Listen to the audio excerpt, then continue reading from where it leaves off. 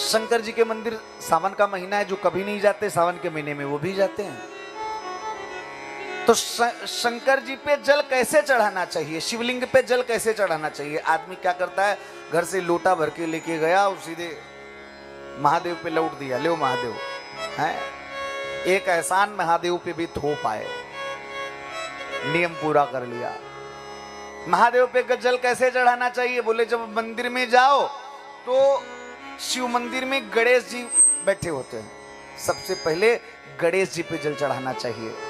गणेश जी पे जल चढ़ाने के बाद कार्तिकेय जी पे जल चढ़ाना चाहिए, फिर पार्वती जी पे, फिर नंदीश्वर पे, और सबसे अंत में महादेव पे जल चढ़ाना चाहिए।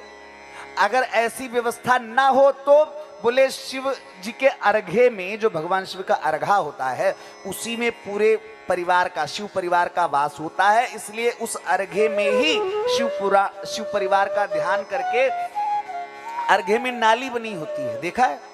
तो अर्घे की जो नाली होती है, अर्घे की नाली में सबसे पहले दाहिनी ओर थोड़ा जल चढ़ाना चाहिए, गणेश जी का नाम लेकर के, वहां पे गणेश जी का वास। फिर बाईं ओर कुमार कार्तिकेय का वास है, कुमार कार्तिकेय का ध्यान करके नाम लेके वहां पे जल चढ़ाना चाहिए। फिर अर्घे में भगवान शिव के सम्मुख पार्वती जी का वास है, पार्वती जी का नाम लेकर के सामने जल चढ़ाना चाहिए। और इसके बाद नंदी बाबा पे जल चढ़ा के तब भोले बाबा पे जल चढ़ाना चाहिए। अच्छा एक बात और, भोले बाबा के ऊपर पूरा लोटा खाली नहीं करना चाहिए।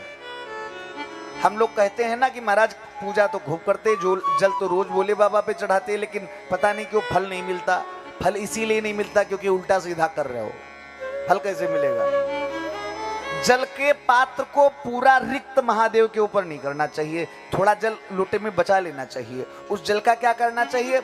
आप कहीं भी शिव मंदिर में जाओ, कहीं भी, देश विदेश कहीं भी चले जाओ, लेकिन हर जगह शंकर जी के मंदिर में, यहां भी अगर नंदी बाबा बैठे हो तो आप ध्यान कर देके देखिएगा, हर मंदिर में, शिव मंदिर में नंदीश्वर का दाहिना पांव आपको आगे निकला हुआ मिलेगा, बायां पांव मुड़ा हुआ और दाहिना पांव आगे।